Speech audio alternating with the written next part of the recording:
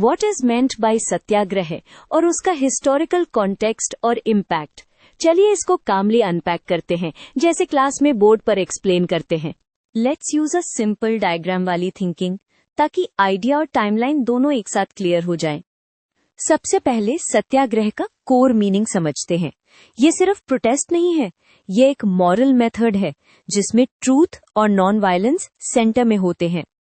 Word का idea simple है, सत्य मतलब ट्रूथ और आग्रह मतलब फर्म इंसिस्टेंस।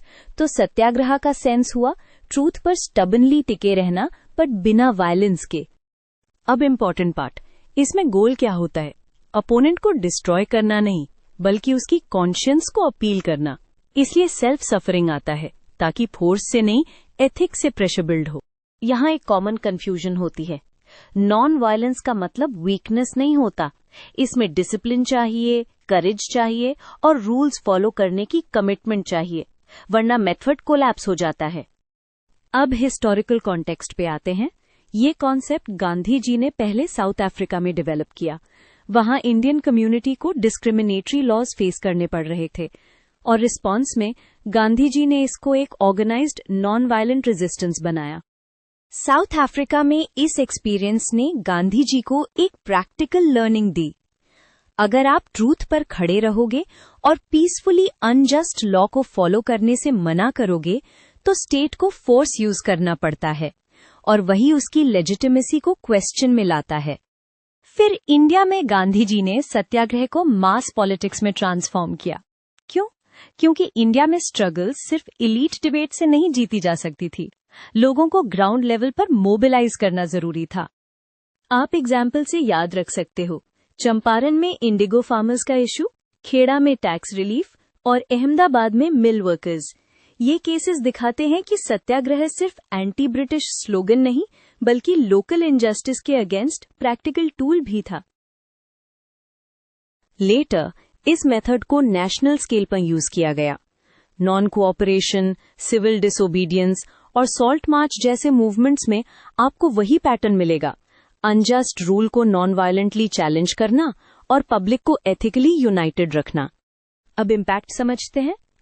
पहला इम्पैक्ट, मासेस का पॉलिटिकल अवेकनिंग। सत्याग्रह ने ऑर्डिनरी लोगों को भी फ्रीडम स्ट्रगल का एक्टिव पार्ट बनाया, क्योंकि इसमें वायलेंस या वेपन्स की नीड नहीं थी, डिसिप्लिन और पार्टिसिपेशन की नीड थी। सेकंड इम्पैक्ट होता है कि ब्रिटिश रूल की मॉरल अथॉरिटी को चैलेंज होता है। जब एक नॉन वायलेंट क्राउड पर रिप्रेशन होता है, तो स्टेट का इमेज वीकन होता है। ये इंटरनेशनल ओपिनियन और इंडियन पब्लिक दोनों पर स्ट्रांग इफेक्ट डालता है। थर्ड इम्पैक्ट, पॉलिटिक्स की लैंग्वेज चेंज हुई।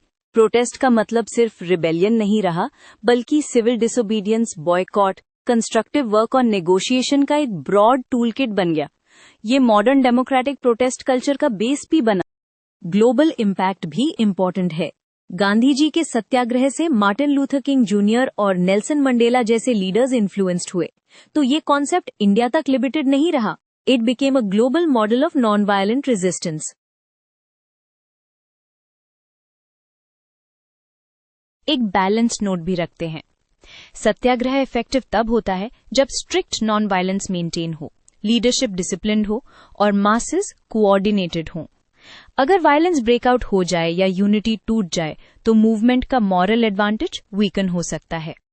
तो फाइनल रैप अप, सत्याग्रह का मतलब है ट्रूथ और नॉन वायलेंस के थ्रू रेजिस्टेंस, जिसका गोल ओपोनेंट को मॉरली ट्रांसफॉर्म करना होता है।